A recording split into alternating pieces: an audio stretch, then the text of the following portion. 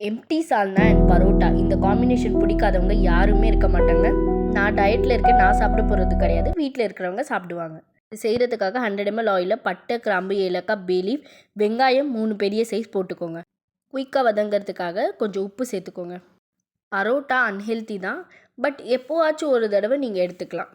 இப்போது 2 medium size பச்சை மிளகா, 2 மீடியம் சைஸ் தக்காளி, இதெல்லாம் நல்லா வதங்கிறதுக்கு அப்புறமா நம்ம ஒன்று ஒன்றா மசாலாஸ் ஆட் பண்ணிக்கலாம். மஞ்சள் தூள் 1/2 டீஸ்பூன், மிளகாய்த்தூள் 2 டேபிள் ஸ்பூன், தனியாத்தூள் 1 table spoon, garam masala 1 table spoon add பண்ணிக்கோங்க.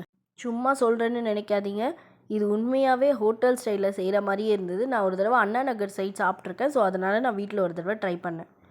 இப்போது புதினா கொத்தமல்லி கொஞ்சம் உங்கள் தேவைக்கு ஏற்ற மாதிரி நீங்கள் ஆட் பண்ணிக்கோங்க. மசாலாஸ் நல்லா குக் ஆகிறதுக்காக 3 பெரிய கிளாஸ் வாட்டர் இதோட ஆட் பண்ணிக்கோங்க. இதுக்கு மெயின் இன்க்ரீடியண்ட்டு இந்த பேஸ்ட்டு தான். அது எப்படி செய்யலான்னா, தேங்காய் 2, சீரகம் 2 டேபிள் ஸ்பூன், சோம்பு 2 டேபிள் ஸ்பூன், பொட்டுக்கடலை 3 டேபிள் ஸ்பூன் ஆட் பண்ணிக்கோங்க. நல்லா மிக்சியில் அரைச்சி எடுத்ததுக்கப்புறமா இந்த பிளெயின் சால்னால் இதை ஆட் பண்ணிவிட்டு நல்லா மிக்ஸ் பண்ணிக்கோங்க.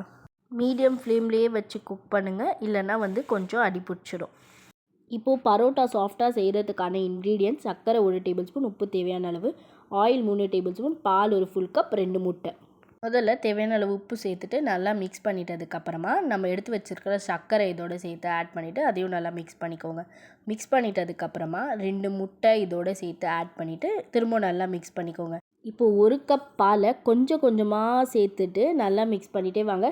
இதில் நான் 1 ட்ராப் தண்ணி கூட ஆட் பண்ணுங்க, ஃபுல்லாக நான் பால்லே தான் மிக்ஸ் பண்ணிகிட்ருக்கேன்.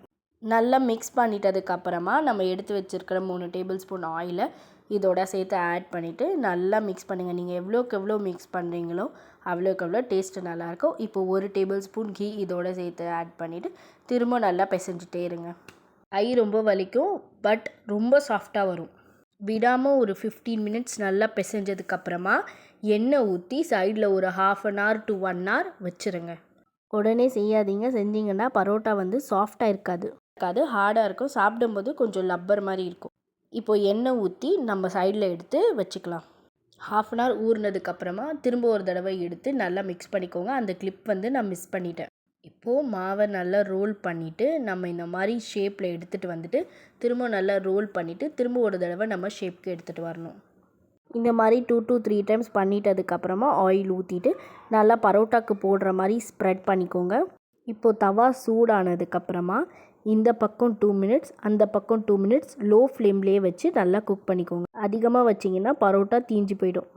இந்த சால்னா காம்பினேஷன் பரோட்டா கூட மட்டும் இல்லை, சப்பாத்தி, இட்லி, தோசை இது கூட வேணாலும் சூப்பராக இருக்கும். வீடியோ பிடிச்சிருந்தா சப்ஸ்கிரைப் பண்ணிக்கோங்க.